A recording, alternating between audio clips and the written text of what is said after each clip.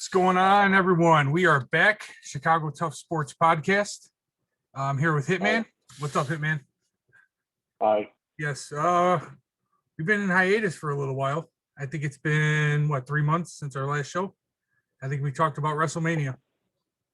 Yeah, that was probably our last show. Yeah, that's because of me. We had some shit happen here at the house, and it just wasn't doing shows. Just wasn't in the cards at the time. We just had a lot of stuff going on. Basically, our house started fucking falling apart. So, Oh, dude, don't feel bad. I had to spend $2,000 yesterday on a water heater. Nice. So yeah. No, not really, but it had to be done.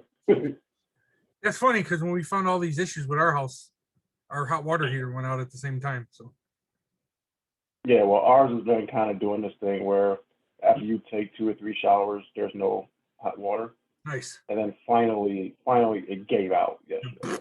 Yeah. And then the sad thing is we had company over. We had family over. Nice. And it was like, well, we kind of need this done because if people got to go use the bathroom, yeah, there's no running water. So I'm like, all right, well, we're just gonna go ahead and just bite the bullet and pay the $2,000, and that's only because it was a Saturday. It was a not a rush job, but like a late job in the day, and it's premium rates at that point. It's like, all right, well, yeah, it is what it is. Yeah. Well, enough bad stuff. What are we talking about today? SummerSlam. We're talking about. That's right. SummerSlam. A couple other. Man, there's been so much that's happened in wrestling. Well, SummerSlam. Maybe let's dip into Vince leaving a little bit. Yeah, we can do that. And I think them going to TV 14 is kind of important for the brand. Not kind of. I think it's going to be very important for them, the TV 14. So, well, like I was saying, I didn't watch live. I kind of watched this morning, but I was only able to watch the first 3 matches and then the main event. We had our Sunday errands to run.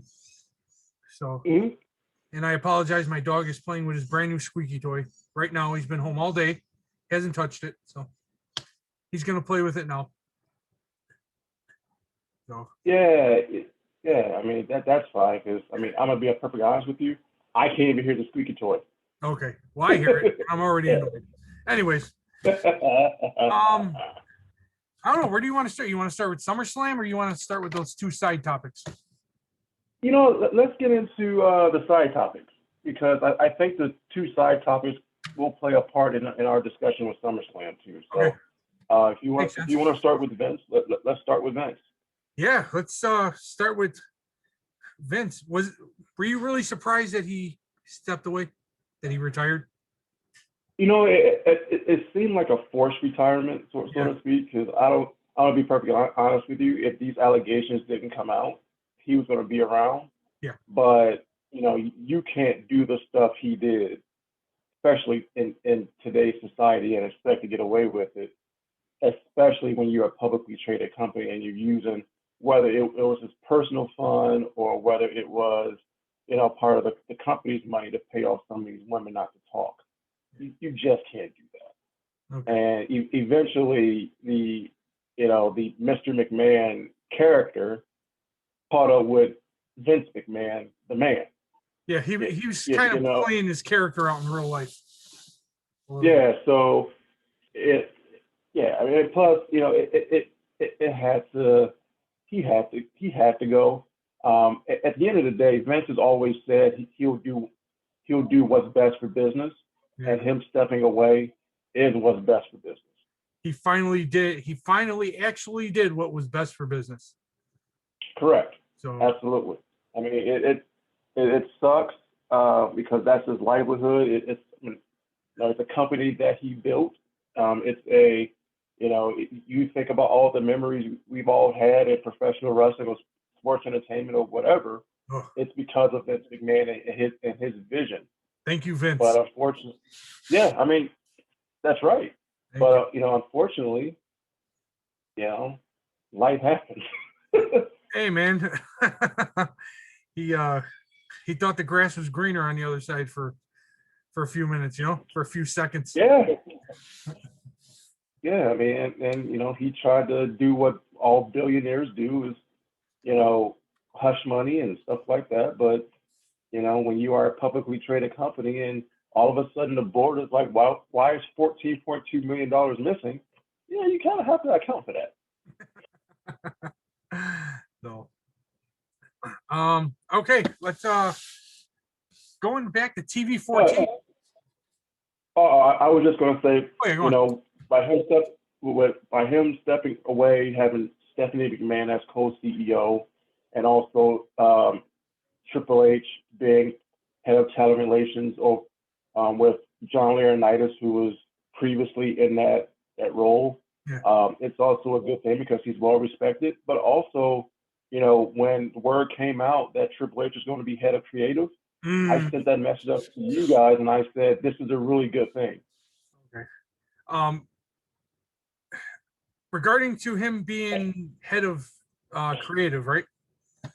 Yep. Do you think he's going to try and bring back the Attitude Era? I think it Or will a be some reflection of it? combination. I think it will be some combination of the Attitude Era / what he was doing previously in NXT. Okay.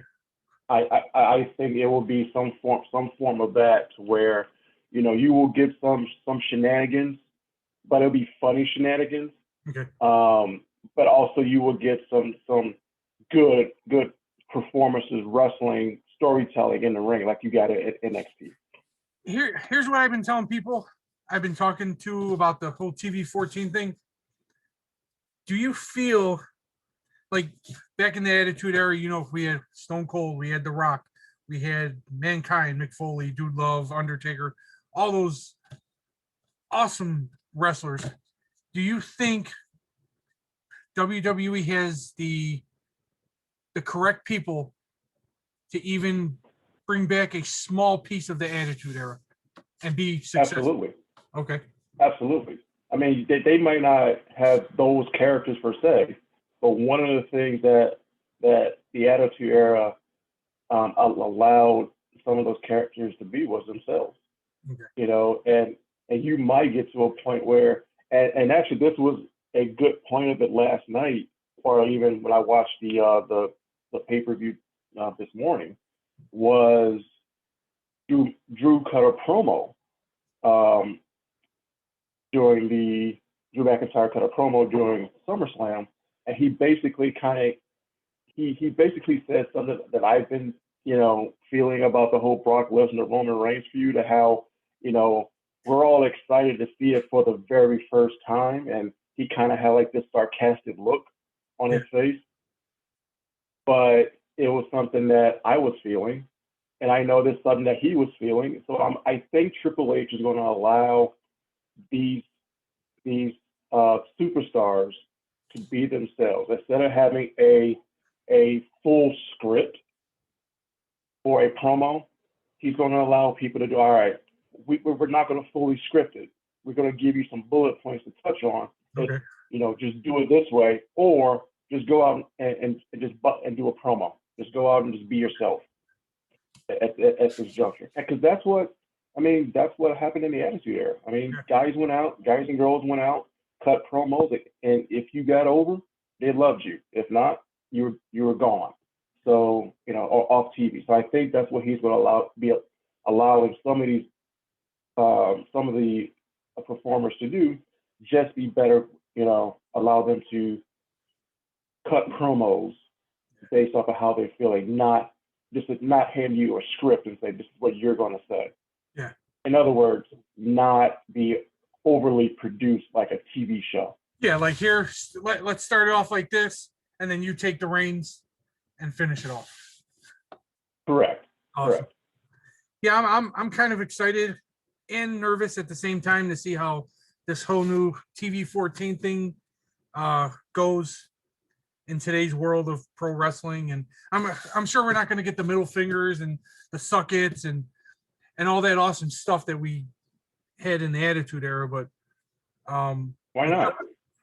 I mean, I'm sure you won't get middle finger. Well, you probably won't get a middle. No, I'm not You'll saying get actual middle fingers. I'm saying like, God damn it, how do I want to say it? Like stuff that intense. You know what I mean?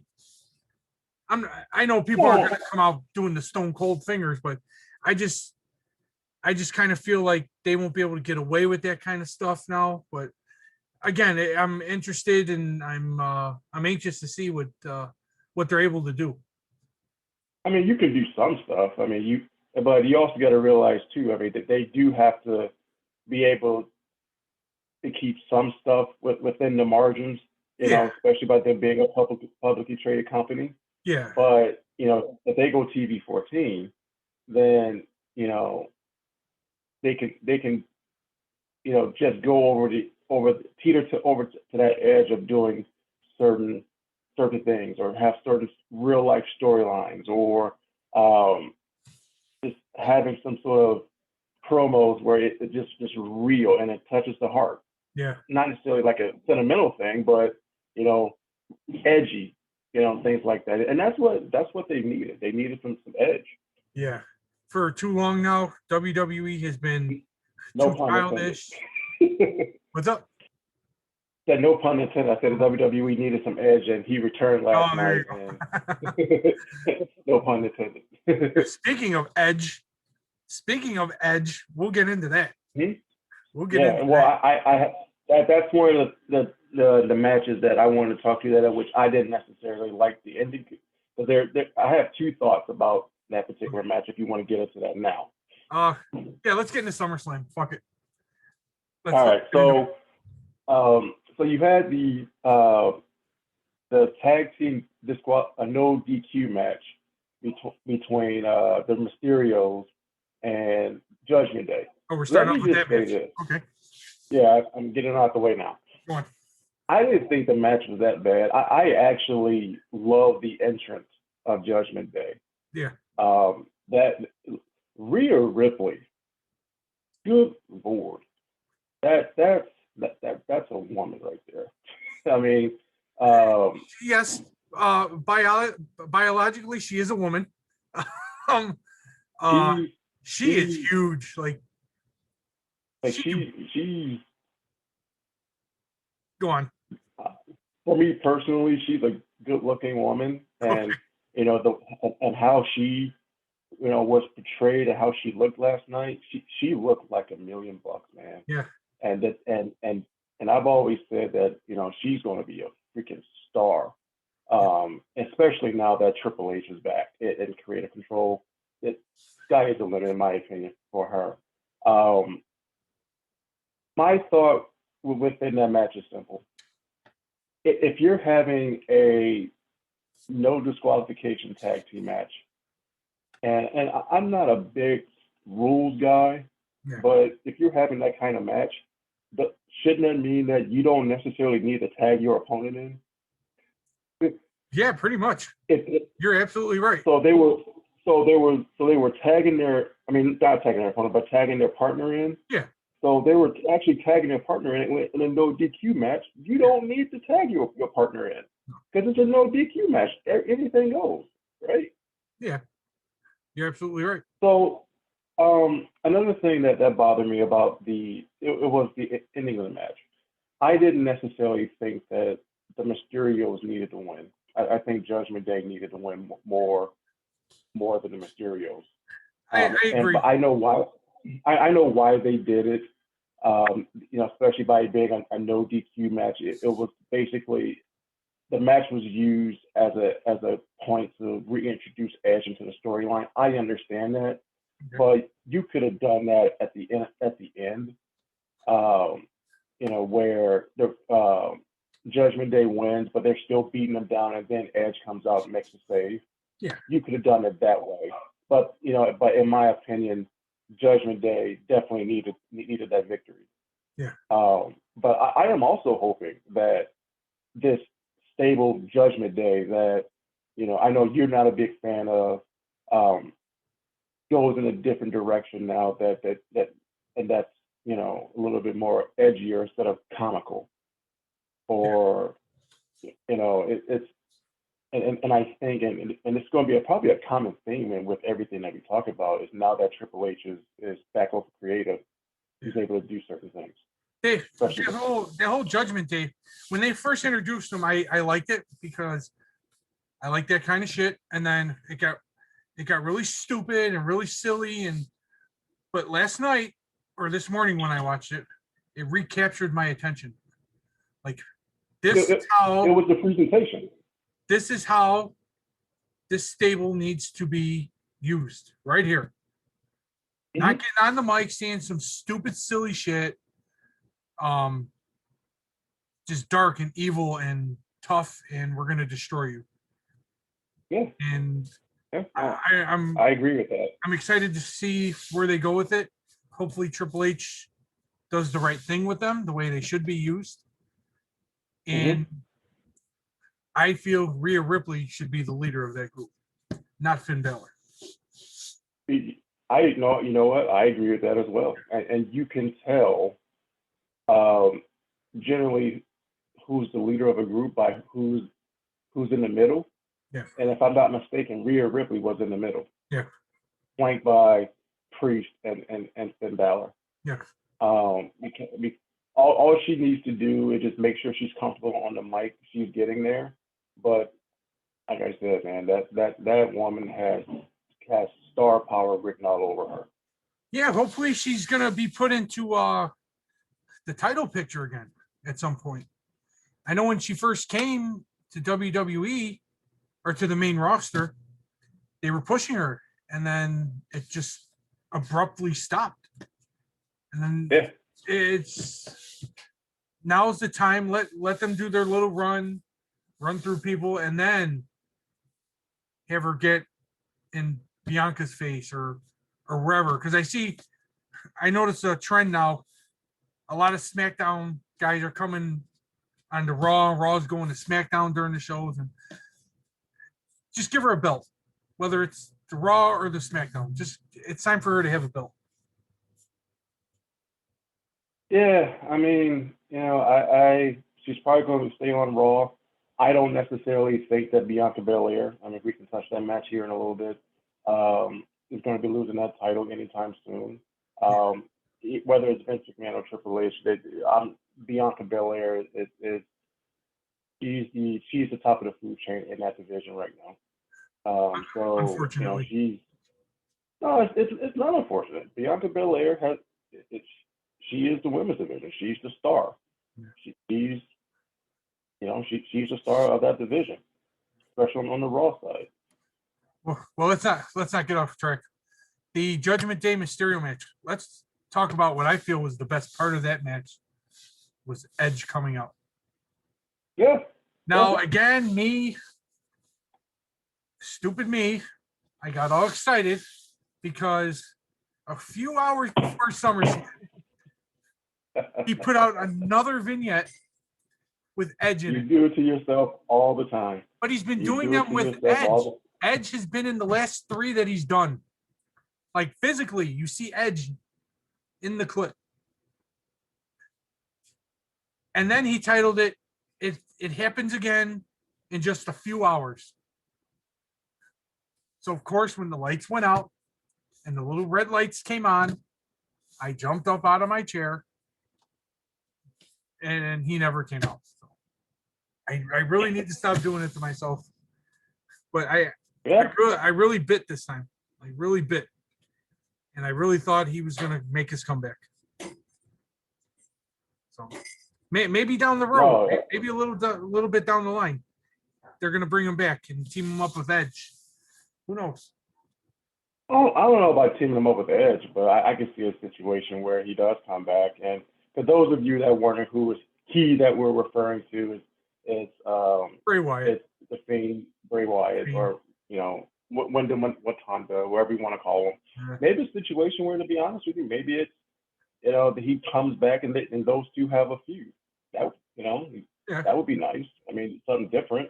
Yeah. But I know when those vignettes first start coming out within the past month, there was some speculation that it could have been Bray. Yeah. But when you start seeing some of the stuff within those, some some moments that were kind of linked to like his matches with like the Hardys and um, his matches with Foley and Cena. I think Orton was Yep. mentioned in there as well. So you got the idea. It's going to be Edge. Yep. Yep. But Edge coming out as the Brood. I just love that shit. It's just so. Yeah. And then he looked so Yeah. good in the ring. He looked really, really good. Like Yeah, those he looked spears, quick. he He looked quick. he cut Balor in half, dude. Like Yeah. he like really fucking hit him. It was really Yeah. good. Yeah, he looked really quick. I've always thought Edge was a really good performer in the ring. You know, especially as he's gotten older.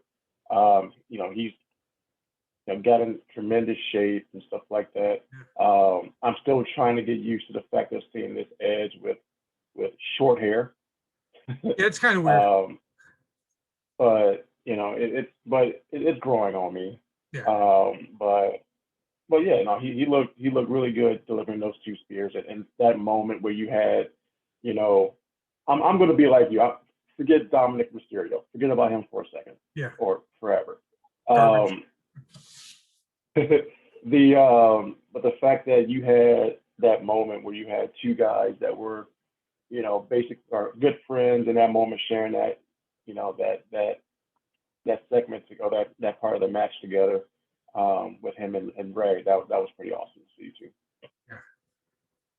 Yeah. I just didn't like you said, I didn't like how the match ended.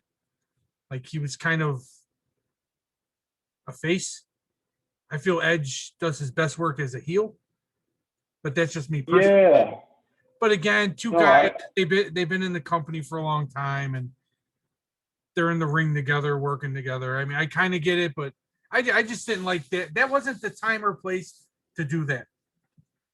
no, I do agree with that. And I think we've all had this discussion within our group chat about why Edge now is a heel. I mean, went from heel to face. I mean, that's in my opinion. You know, it's mainly due to the Cody injury, right? Yeah. You know, they needed another top flight face on Raw, and Edge has to be that guy. And Edge is so good that you know he can make you love him, he can make you hate him. But you know, as of right now, who wants to hate Edge? I mean, the guy was out of wrestling for 9 years with a broken neck, and he came back and had one of the greatest, you know, comebacks in Royal Rumble history. Yeah. The biggest, you know, one of the biggest pops in Royal Rumble history. So Yeah. how can you hate him? He was the first entrant in that Royal Rumble too, right? I don't think it not for I think it for 2021 maybe 20. I don't know. I can't remember, but there was one where he was like at 18, 19 or something like that, and then maybe the year after he was number one. And that's the year he won. Yeah, I think. Uh, Yeah, that's the year he won. when he was number one. Yeah, I think so. Oh, when he was 18. Okay, I have to go back and anyways. and check. So, all right, where do you want to move to next? Yeah, I touched on it earlier. The Bianca Belair, Becky Lynch match.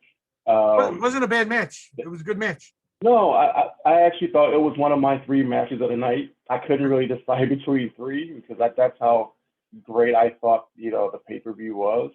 But the fact that I even thought that this match was better than a WrestleMania match, and that was match of the night at WrestleMania.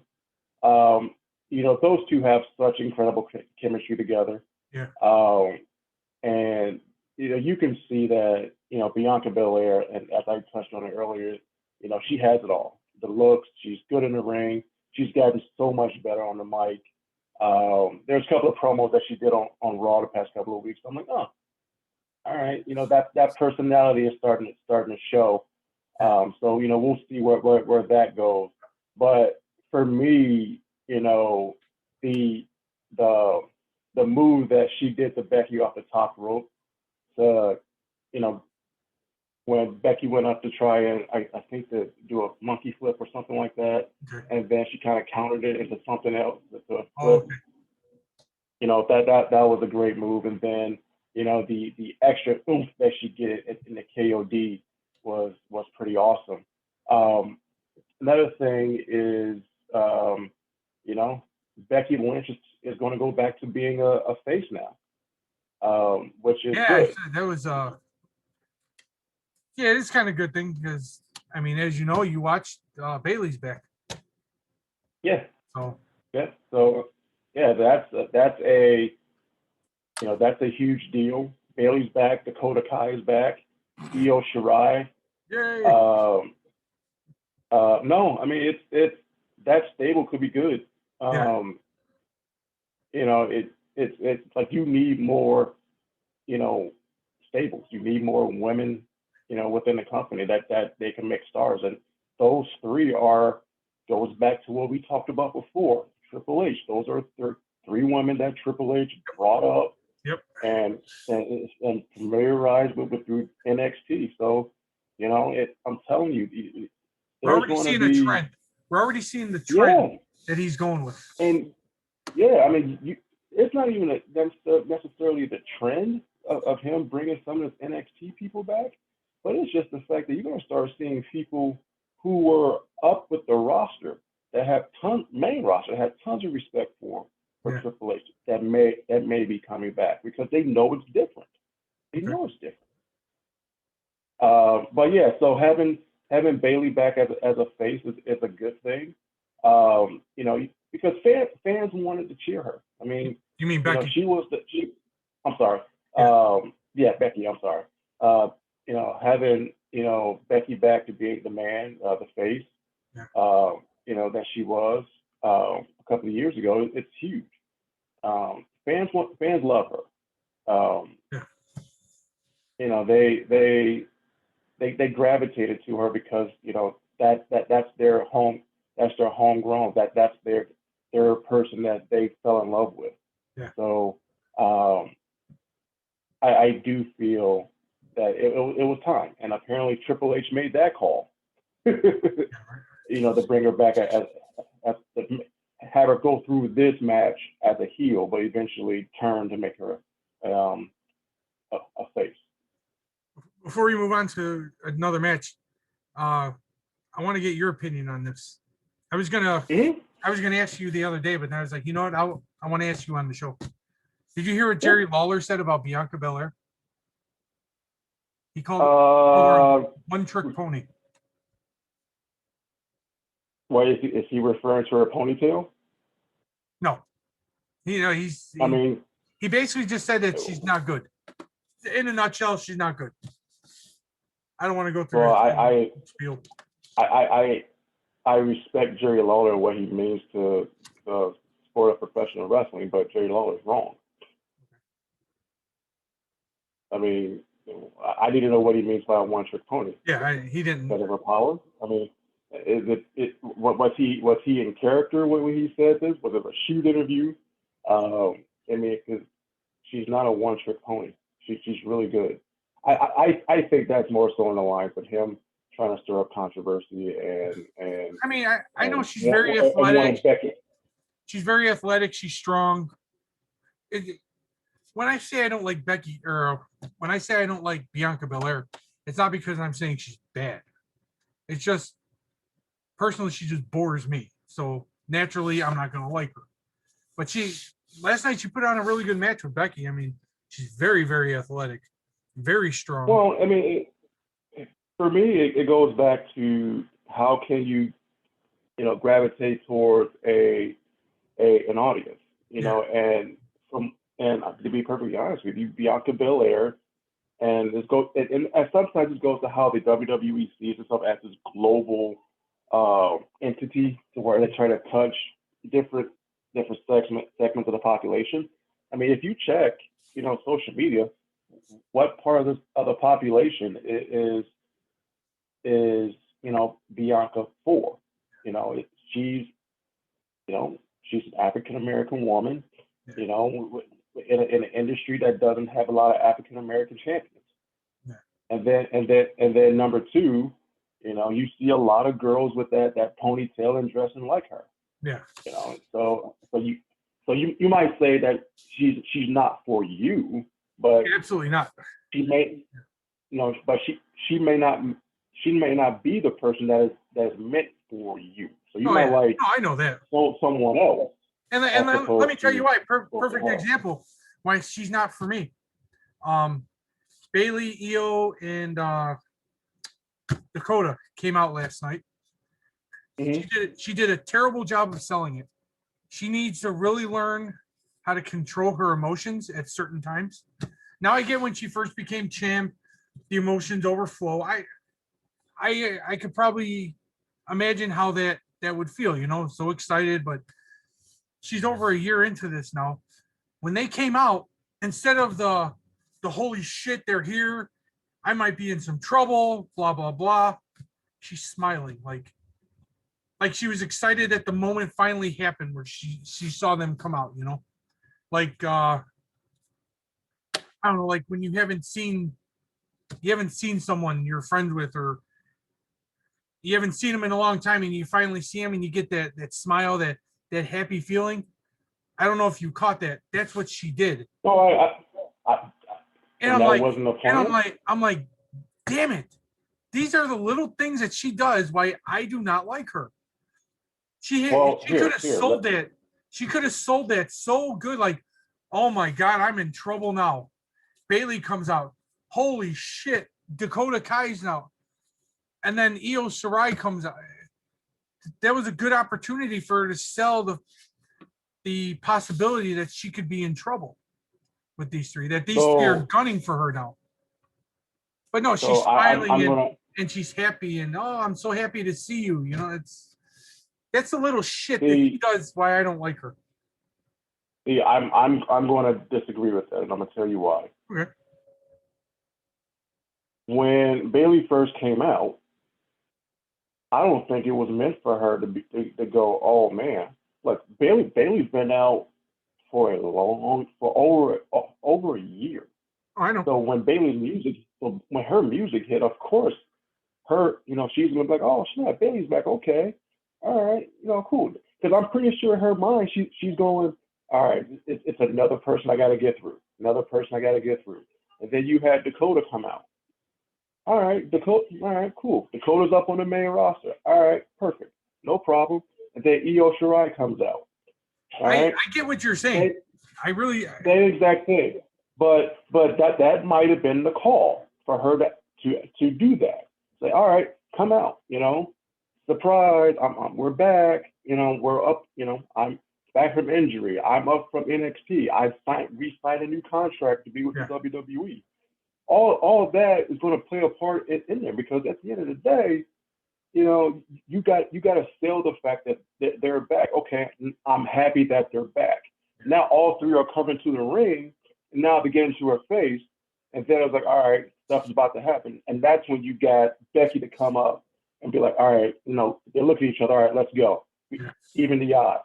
That's where, like I said, I disagree with that notion of her, missing that particular moment, because I thought she met that moment with her facial expressions, because I took it as so as being, she's happy to see him back, but if you're going to come in and try to take this championship, all right, to come in this ring, then we're going to throw.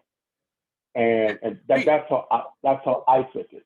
Yeah, we could probably go back and forth for hours, because I'm pretty sure you and I we saw two different things there, but it's all good, man. That's why these are good. We get our opinions out and we can agree to disagree. Can we talk about Logan Paul and The Miz? Can we talk about Absolutely, Logan Paul? Can we talk about Logan Paul? Yes, we can talk about Logan Paul. Absolutely. And can we talk about Austin Theory? And I know two separate matches, but I don't want to talk about the matches. I want to talk about them. Okay. And especially, I'm sorry, Theory, not Austin Theory. Theory's very important for the company. He is getting to work with some of the best talent on that roster. He's been working with The Miz. He's been getting some working with Dolph Ziggler. And now he's going to start getting working with AJ Styles. That is amazing. Like, I'm a big Theory fan. I just feel there's times he needs to dial it back a little bit. He's putting too much into his reactions or taking a hit or a bumper, but that's okay. He's still new. He still needs some seasoning. He still needs work. But I think, especially for a TV 14 product, I feel Theory is very important for that company. And the same thing with Logan Paul. If this contract is serious, and if this is what he's going to give the fans, holy shit, I can't wait. But I want Logan Paul to be healed. Mm-hmm. You know?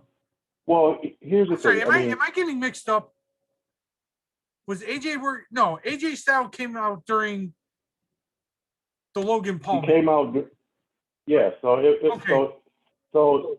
my guess is that AJ is probably gonna be working with Ciampa at this point. Okay. But you know, Theory still has the Money in the Bank contract, in which I'm almost certain that he may lose that. He may cash it in and lose. Good. Because I don't know. I don't know if Triple H feels the same about him like Vince did. You know what I'm saying? Yeah. I mean, that might be another NXT thing, but you know, you saw what Roman did to him on Raw with that line saying that his daddy's not here anymore. That was so fucking good. Yeah. That whole promo, Scott, I'm sorry. I already know you're gonna start shooting the text messages and all that. What do you mean, Roman Reigns? But I'm sorry, man. When he told Theory that Daddy wasn't there anymore, that fucking roof almost blew off of that building. Were they saying Daddy's boy or something like that? Yeah, it was something like that. But the main thing was, it wasn't just the reaction of Theory or the crowd. Check out Heyman's reaction after that. Oh, he did. Heyman lost it. He was laughing. Heyman lost it. Yeah. Like, oh my God. And the Usos did too. Yeah, and that's the thing that people fail to realize. When everything is scripted, everything is so robotic, man. And Triple H we go back to it again. Triple H is gonna be like, hey, do you? Yeah. Do you? Here, we may give you some bullet points for you to say. Yeah. But how it's going to come out, that's all you. I mean, that was a really good promo, man. I must have watched that promo 100 times. It was just so good. I did too. I saw it. I'm like, see, that's what I'm saying. Like, you know, every promo doesn't have to be over the top. Yeah. But if you can deliver a line and you can deliver it effectively as he did with that line, that's memorable. Shit, that went viral. Yeah. That was trending. But back to Logan Paul, man. That frog splash. I was just gonna say that fucking frog splash he did. You know, I think Logan Paul could be a guy that people will love for his athleticism, but hate because of his pompous attitude. But that pompous attitude might be the reason why he stays a face. Yeah. Oh, stay a face? Yes, stay the face. Or people will love him just for being that guy. I want him to be a heel, man. But he can be a heel. But, I want the booze. But I want the heat. I want the crowd chanting asshole and F you and out of Logan Paul. I think he'd be a phenomenal heel. No, he could, but eventually he'll get so popular with everyone else to where he'll be a face. He's gonna have to be a face. Yeah. Did I you mean, did you see did you see him pay his little tribute to The Rock during that match? No, I think I missed that. What was it? When he had Miz in the corner, he was hitting him, and then he kind of did the hand thing. And Oh, yeah, I saw that. Yeah. okay, I was wondering if you saw But that. yeah. But as far as Austin Theory, like I said, I don't know if he's ready for the big time. No, not yet, not yet. I like I said, a lot of this stuff, especially with Theory, was done with Vince McMahon as in the helm, and we don't know if Triple H has, any liking towards Austin Theory. Well, we're gonna find out. We're gonna start finding out. Yeah, because I think it might be a situation where, he cashes his in and loses. Yeah. Which might be a good thing for him. Yeah, I think it'd be a very good thing. And instead of have everything given to him, like he had the Money in the Bank spot given to him so he can win, maybe if he try to cashes it in and loses, they'll make him a little bit more hungrier. And fans can gravitate to Austin Theory a little bit more as opposed to being, the daddy's boy and stuff like that. So well, he's since winning the Money in the Bank, he's 0-7 or 0-8 now. He hasn't won a match since. Yeah, that might be right. I mean, I didn't mind his match with Bobby Lashley. I mean, no, it was I'm really looking good. at it, was like it was the shortest match of all the matches on the card. It was like 4 minutes and 45 seconds. Yeah. So, let's get into the tag team match between the Usos and the Street Profits. Like I said, I only watched the first 3 matches in the main event, so every match up to the main event, that's all you, brother, because I don't know what happened. That's fine. The Usos won the match. Okay, of course. But when those teams get together, they put on spectacular performances. You know how I feel about the Street Profits. I was actually wanting them to win. I love Montez Ford. I actually have a theory about Montez Ford I'll get into in a second. Dawkins has, he's been upping his game in the ring because he's been hearing that, it's all Montez Ford. You're just a guy, but Montez Ford is the star. Yeah. Like I said, I wanted the Street Profits to win just to have a reaction from Roman from his cousins failing. Okay. But I think they did something last night that I thought was even bigger than winning the title. I think there was some seeds planted for a Montez Ford heel turn. Ooh, something happened last night, huh? Well, it's stuff like he was. Well, let me say this. I thought Jeff Jarrett did a hell of a. Usually, I don't talk about referees. Jeff Jarrett did a hell of a job with refereeing last night. Okay. That was great. That was great. But when do you ever see a face really complain to the referee about 3 counts? Not too often. No.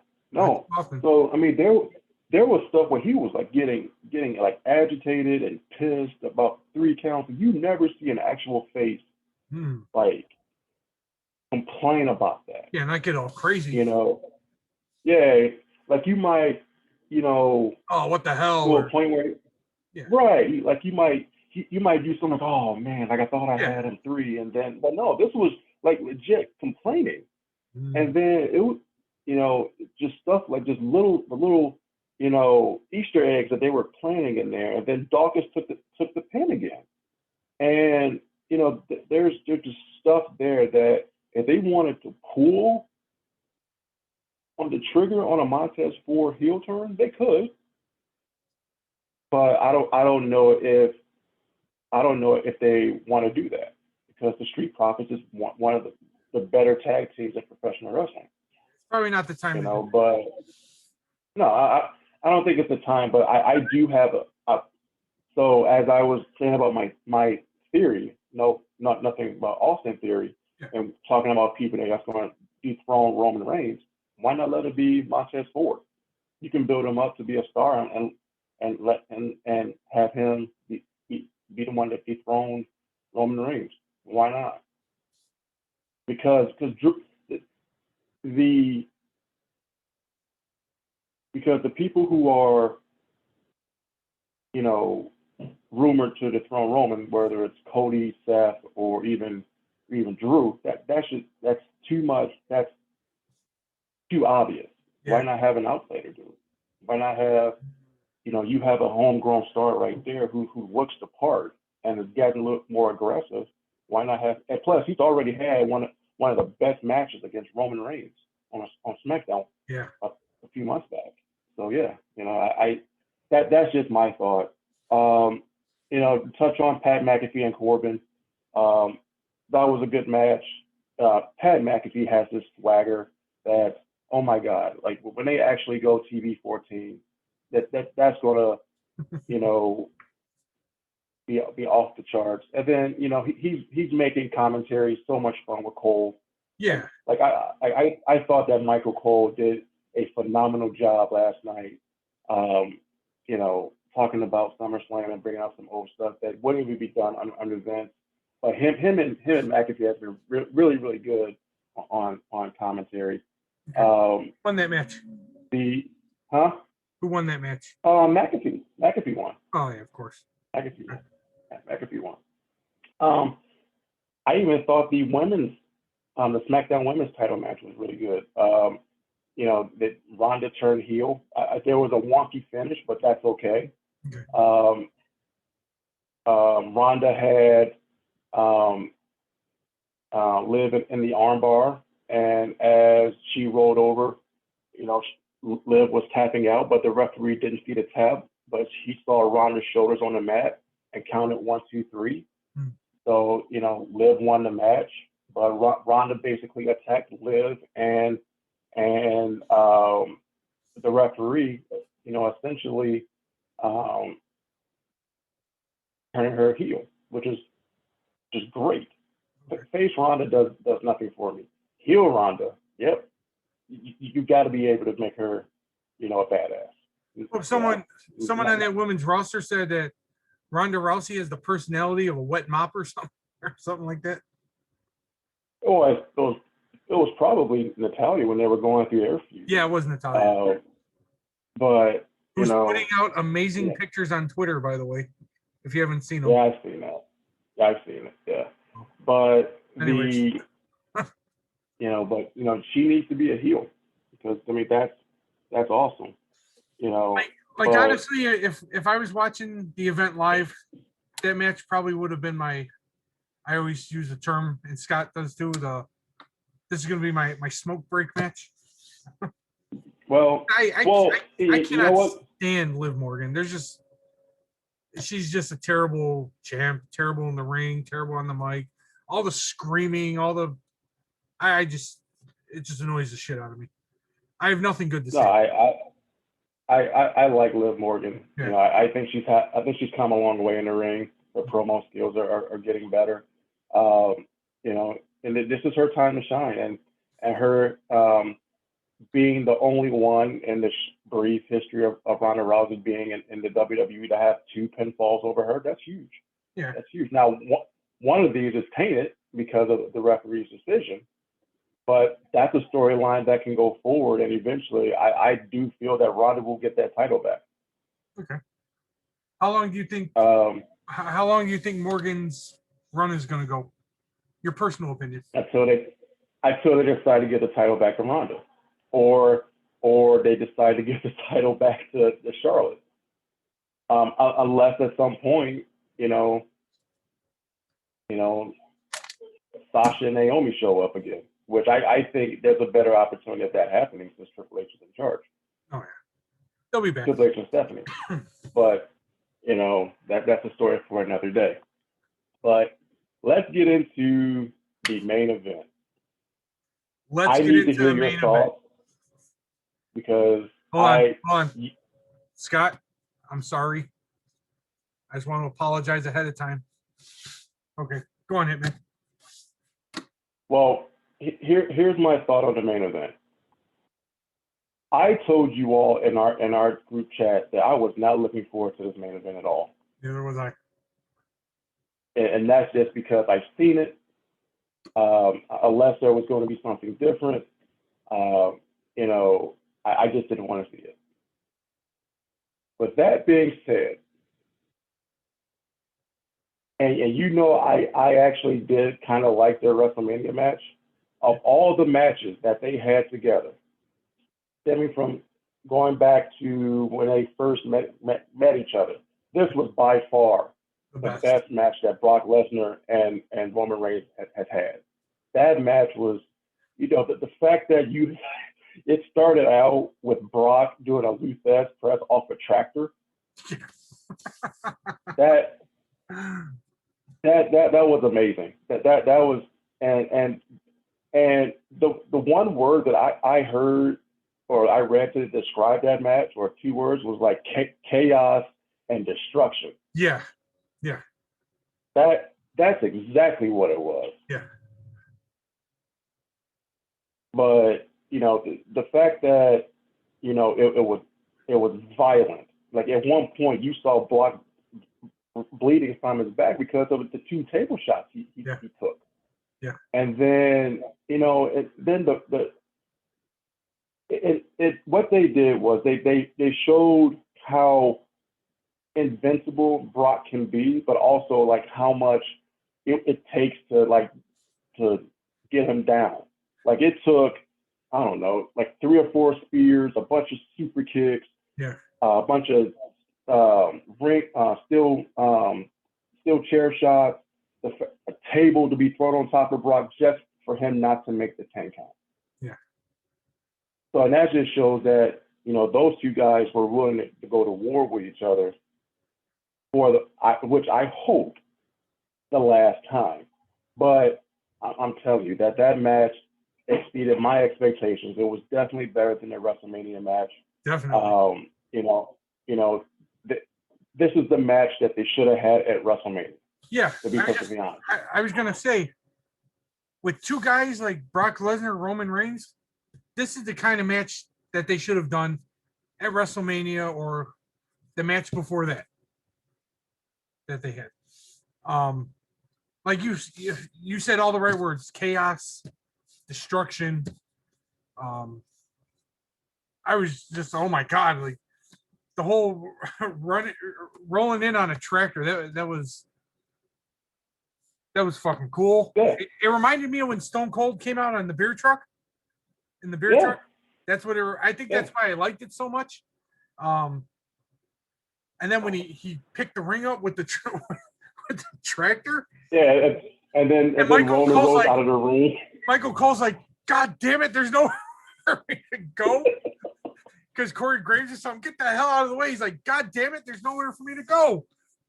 It was just, it was a good match, man. It was violent. It was all the words you used: chaotic, destructive. And what I really loved about that match, Hitman, they didn't like go out into the crowd or go backstage or go out onto the concourse, or they didn't start bringing in kendo sticks or a bunch of chairs or all that. They didn't bring out the toolbox and empty it, not use a single fucking thing inside of the toolbox.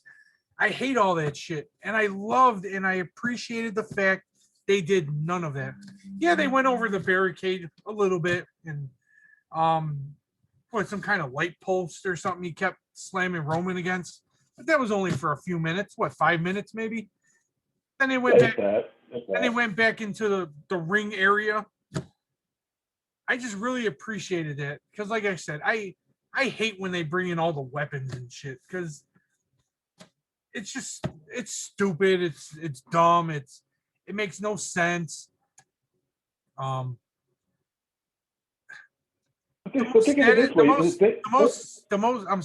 most satisfying thing of that match for me, besides not using weapons or going out into the crowd, I finally got to see Paul Heyman get F5'd. I've been wanting that. I was about to bring that up. I've been wanting that since Lesnar came back. during this whole tribal chief thing, and Heyman's jaw hit the floor, and I was like, finally, it was like a weight was lifted off of me. Well, and even if you just think about this, just think about the F5 that Brock gave Theory. All of a sudden, Theory comes down, think he's going to, cash in. He hits Roman with the briefcase, and then all of a sudden, Brock F5s him. Just Wait, think about that. I'm sorry. Which, by the way, Theory taking that F5 is probably one of the best F5s ever taken. I just wanted to throw that out there. Yeah, so having that, and then Heyman taking that F5 off the table, it shows the magnitude. See, storytelling, and that's one of the things that, yeah, I truly understand you all's point about the fact that, all right, Roman is not the greatest wrestler of all time, but you don't need to do 100,000 moves to get your point across. Yeah. That's what those guys do. They tell a violent, chaotic story, because that's Brock's game. He's violent. He's chaotic. That's what he does. And that's the same thing with Roman. Roman is just a big guy with athleticism and can tell a great story. Yeah. But that match was one of my 3 matches of the night. Okay. And like, I legit popped when Brock decided that he was going to lift up the ring with the tractor, especially when Roman just rolled out of the ring, and I'm like, yeah, see, that's different. And here's the thing, you didn't get the spear through the barricade. Through the barricade. You didn't get that. We didn't get the hoo-ah. We didn't get any of that. No, you got that. You got that during the you got that twice when Roman was trying to get ready to do the spear. Yeah, it was right before right before Brock was going to bring the tractor in the ring. It was Roman's momentum in the ring, where he was actually gave him 2 Superman punches, but Brock wouldn't stay down, gave him a spear, and then he just kept getting up. So we did see that part, but we didn't get the spear through, the barricade or anything like that. It was a different match. It was a different match, and it needed to be different. And that's why, for me, I was happy, and I was like, oh, okay, this is different. Like as soon as Brock came out with the tractor, I was like, it's different. Mm-hmm. This is good. This is good. So when he picked that ring up, I think Roman was supposed to grab onto the rope and hang on. He tumbled out of that ring like a fucking dead body, dude. Like, yeah. I'm starting to see memes of that right now. With Roman just going out of the ring and rolling into the universe and stuff like that. So I'm starting to see sack of potatoes, that man. stuff. Sack of potatoes. Yeah. Now the only thing that was, I don't want to say bad, because there was nothing bad about that match that I would have loved to see different, particularly from Roman, is when Brock put him in the I forget what it's called within the trailer, the actual opening part of the trailer. I forget what that's called. Okay. Yeah. So he put him in that and then dumped him in the ring. Yeah. I just would have loved to see Roman take a better bump. But then again, I mean, that's just me being nitpicky. No, you're absolutely right. He landed on his feet and he made himself fall to the mat. Right. So much better if Lesnar would get him a little higher and he took an actual fall. Right. So I don't know if he was higher than expected, and because I mean, I'll be perfect. If I was in that position, I probably would have done the exact same thing because I'm afraid of heights. Yeah. So I mean, that's just me being nitpicky as a fan and wanting to see something. But outside of that, man, that was definitely their one of my 3 matches of the night, and definitely their best match and however matches they've been a part of. And if that's the case, if this was truly the end of their feud, this is the way to go out. Yeah. What did you think of the end of that match? As far as like them throwing all the stuff on Brock, Yeah, or but I get it. I had no I get the problem. message. I get the message. I had no problem with it because you need to do. He kept getting up, Yeah, so you needed to find ways to keep him down. If you threw a bunch of stuff on him to where he can't get up, and especially if it's stuff that's landing on his stomach, and it's well documented that Brock has stomach issues, then yeah, he's probably not going to get up. Didn't he almost die from like some kind of intestinal disease he had or something? Yeah, he had diverticulitis. Okay, okay. Yeah. I So I mean, after the they're ending putting of stuff that on his match. legs and his stomach. Yeah, Say right. again? No, go on. I'm sorry. Well, I was gonna say, if you put stuff on his legs and his stomach, then especially his stomach, because they said, I think Cole or Graves said at one point, "Oh, Brock can't breathe." That's the point. Oh, okay. You want him to not be able to get up from that 10 count. Yeah. So yeah, I get the message that was being said, and I appreciate it. Like, it's buried, it's done. This is how we stop him. It's over. Like yeah. kind of like the beast is dead. Well, yeah, yeah. After that match, I came to the realization about myself. I'm one of those pro wrestling fans. I don't know what the fuck I want. I'm just. I said it to my wife because she asked me how it was. I go, oh, it was good, but the ending sucked. They like the Usos came out, super kicked them, and then they started burying them and throwing shit on top of them. And I told her, I don't know what I want. Ask me Well, I mean, they did more. ask me what I wanted out of that match. How I wanted that match to end. I have no clue. I don't know. Well, I mean, if Roman was going to go over, then they had to find a creative way for him to defeat Brock Lesnar. Because all during that match, he took everything Roman got and got up. Yeah. And then you're talking about he hit him twice with the belts, the steel steps, tables, you know, I mean, so they had to they legit bury the beast. Yeah. They had to. Yeah. But that just proves that how, like what it takes for you to defeat Brock Lesnar. Like it takes the family, it takes a bunch of debris, it takes all this stuff to defeat this beast. That's why. That's why That's why the aura.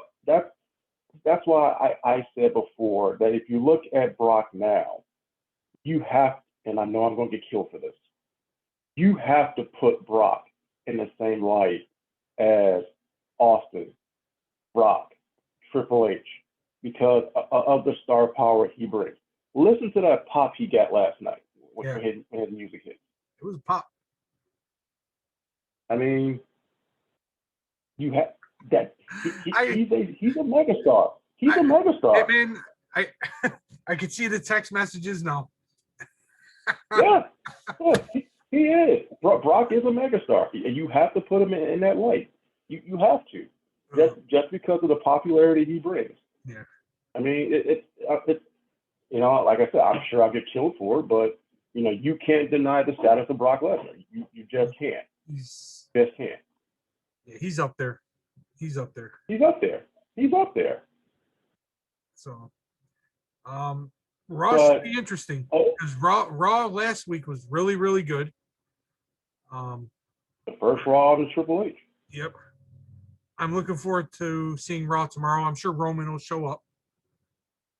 Yeah, I'm for me, and I understand when people are saying that, Roman hasn't, they're starting not to like Roman now because he is not showing up to each show just to, but, you have to make these titles be special. Yeah. It's funny because Roman said something in one of his promos that I thought was interesting. He actually, I think you had the shirt, I had the shirt, is he's basically said wreck everyone and leave. Yeah. And that's basically like he's wrecking everyone and he's going about his business. He's leaving. Yep. I mean, he's not leaving the company, but you're not going to see him at every Raw, SmackDown, house show, or even premium live event. You're not going to see him there. Why? I kind of want him to disappear for a while. Well, I mean, if he's going to disappear, well, I mean, yeah, I mean, how long do you want him to disappear? I don't know. See, I don't know. I mean, that's the thing. Like, just start building it back up, because I get what people are saying. They're kind of getting sick of Roman. He came out on Raw 3 times last week. That kind of concerns me. I hope is it a concern based off of booking, or was there a legit 3 reasons why he came out? Because on Raw, there were 3 legit reasons why he came out. Yeah, no, I understand that. I understand that. But for me, I understand he came out to open the show, mm-hmm. and then the whole theory thing, and mm-hmm. then he had the main event on Raw. I understand all that. Right. My personal concern is, do you need Roman Reigns out there 3 times to put on a good show? Because I see what you're saying. If you do, I see what you're saying. Yep. You're in trouble, man.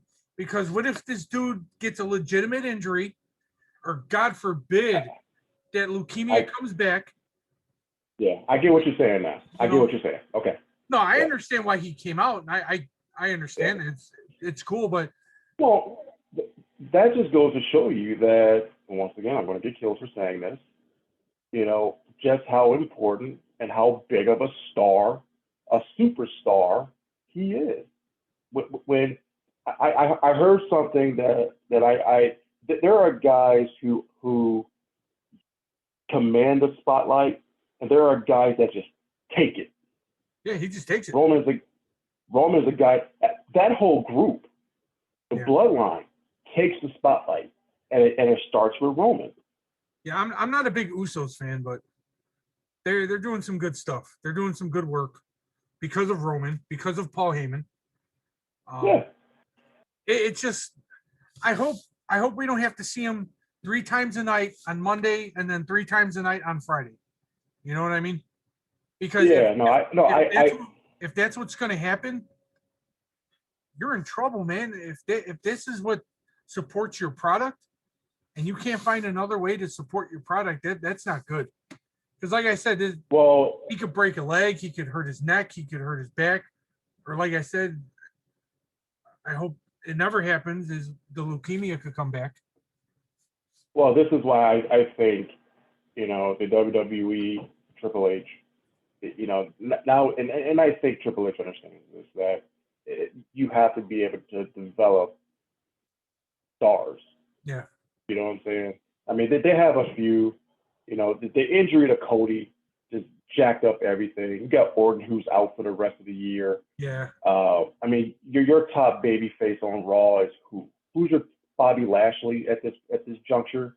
Well, now Edge is back. Oh, yeah, Those are your 2 top baby faces at this juncture. So that's why I'm saying. That's why I'm saying I want Roman. Right. I want Roman, Heyman, and the Usos to go away for a little bit. Start showcasing other talent, and build some kind of story why they're gone. I've wrecked everyone and left, and now I'm leaving. I'll be back at some other time when I'm ready to come back. Build something up, and then at some premium live event, boom, the music hits. Here he comes. Well, and that's kind of what Roman does on Twitter. Like he'll put a tweet out when a match is scheduled for him, say, hey, it's time to bring somebody to that island of relevance again. Yeah. Something like that. He's done stuff like that. But I'm sorry, another top babyface on Raw are the Street Profits. That's okay. That's your another one of those top baby faces. But I mean, the Usos have been on Raw both shows lately. Yeah. So they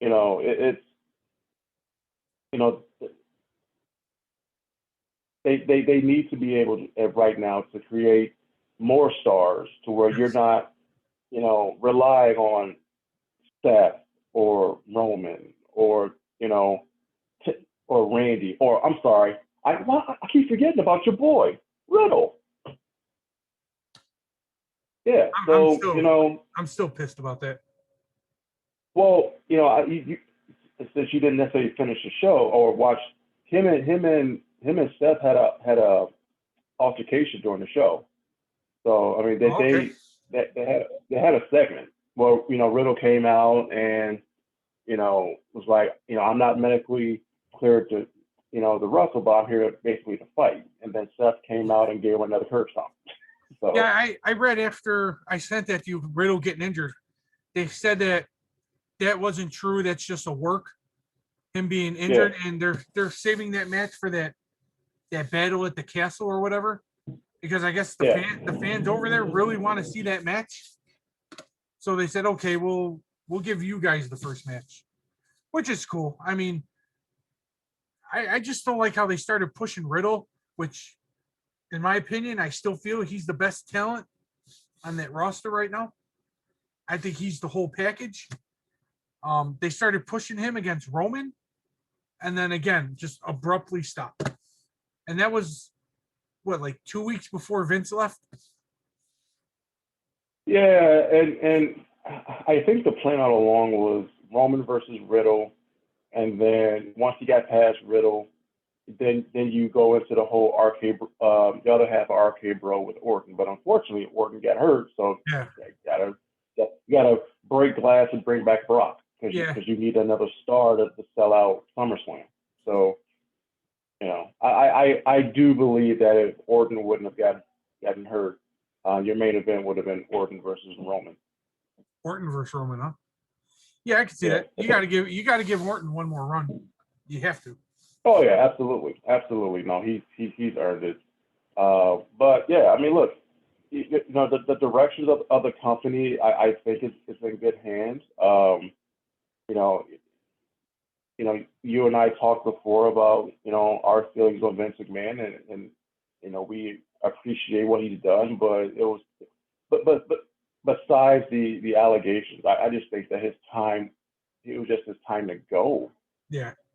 You know, yeah, I mean, He's what, just the fact 78? that, yeah, 78, and stubborn in his ways, and you know, sometimes you rub people the wrong way, and you don't have. Sometimes you don't have the people skills you think you have because of what's going on, and whereas maybe you have a guy like Triple H who's who's a little bit more closer to the talent, you know, could mend some fences and bring some people back and go to a better show. Yeah. Because I'm gonna tell you right now, there's a couple of things I want to see.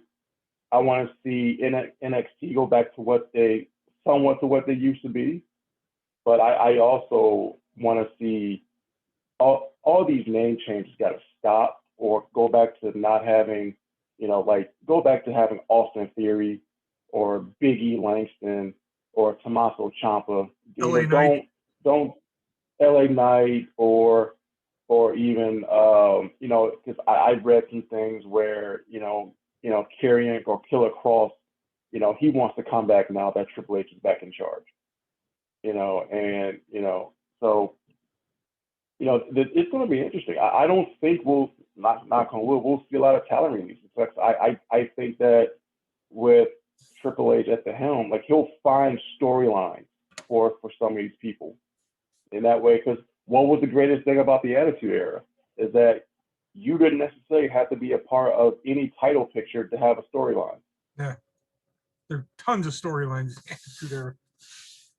Yeah, so I mean, some of the best storylines were not even involved in the title. Yeah. So, but yeah, I mean, I'm stoked about the direction. It's a breath of fresh air, to say the least. And to be honest with you, I know we're not talking about AEW, but it's going to make AEW better, which in turn will make Impact better, which will make New Japan better. I have some issues with AEW lately. But Well, I mean, that's another but show. yeah, but good, clean competition between the companies won't hurt nobody. Tony Khan's an idiot. That's all I have to say. He's a big mouth. He's a big mouth idiot who needs to shut up and realize where he's at in the food chain. Even with Vince McMahon gone, he's still at the bottom of the food chain. Are you still referring? Are you referring to his tweet saying that he's the longest reigning CEO of a wrestling company now? No, I'm referring to him saying that he's the reason Vince McMahon left. Oh, did he really say that? Yeah, he said Oh. he won the war because he's the real reason, and he's the one who drove Vince McMahon out. Interesting. Yeah, so Okay. he makes his product look bad, he makes himself look bad, and worst of all, he makes his employees look really bad by saying shit like that. Yeah. So that's why I mean, after I the did. match, what's his name? Something Grisham he had with Cesaro. He's known as Claudio Castagnola or something. Lowly. But I still call him His Cesaro. redneck. As soon as that match was over, Cesaro won, and the dude quit. He walked out. He said, "I want to be released. I don't want to work here anymore." So, and he made a statement saying Tony Khan is a terrible person to work for. He's not all nice and fun and games like when he's on TV, and I don't want to get into it right now. So No worries. No, like I said, I didn't necessarily see that part of it. Like I said, that the only thing that I saw that he basically said was, that he thanked the fans for, Vince McMahon. When did Vince resign? Was it a Friday or a Saturday? when did he do what? Resign? When did he resign? Was it a Friday? No, I think it was like in the beginning of the week. Okay, so No, I mean, then he it was a Friday. It was a Friday because that Okay. night Stephanie McMahon opened up SmackDown.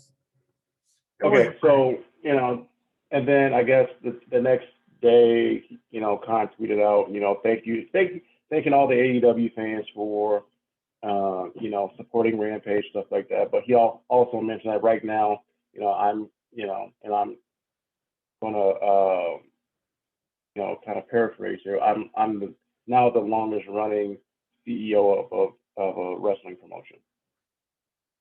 You see how stupid I just think there's a time and a place for that stuff. And that wasn't the time or the place. No, it wasn't. No. But anyways, when you're young and you have a bunch of money and when you're young, when you're young and daddy has a bunch of money. Yeah, well, so young and either way, young, has some money, and he has a company that's been doing well, that's been taken away. He's bringing back the hardcore fan and stuff like that. Killing himself. That's all. I'll save it for another video. So, but I don't have anything else. No, I'm good. Like I said, if I have to give it, a star rating, for out of 5 stars, I'll give the show, 4.25. Yeah, from what I saw, I'll go 4.5. Just from what I saw, I didn't see everything, but from what you said, it sounded like a good show. I will eventually finish watching it.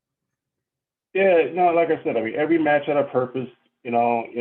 Like I said, there was some things that I personally didn't care for, and we talked about with the whole Edge thing, and then I was nitpicking with Brock's moment, and but overall, it was a good show, really, really good show. All right, well, I want to start doing more wrestling shows during the week, so I've kind of turned wrestling, being a pro wrestling fan, into a hobby, I guess, if that makes any sense at all. It makes sense in my head. Yeah. So. Yeah. No, it's interesting times. So especially now, especially with Vince gone, Stephanie taking over along with Nick Khan, and with Triple H being more in power. It's funny because I saw I saw a meme from '99 where Vince was in the ring along with Stephanie and like a very young Stephanie and Triple H, the McMahon Hemsley era. Yeah. And then they had something on long-term storytelling. Getting Vince out of power, and Stephanie and Triple H are taking over the company. So, it's fun times right now to be a wrestling fan. And the good thing is that if the main roster turns around, they're booking things like that, then you'll start to see some of those hardcore fans that were alienated and now with AEW or Impact start to come back and start watching both shows again. Good. And that's what you want. That's what you want. Yeah, absolutely. Yeah. So. All right, well, that's gonna wrap it up. Yep, we're good. I guess until next time, I will talk to you later. Cool. All right. Peace out, fans. Yep.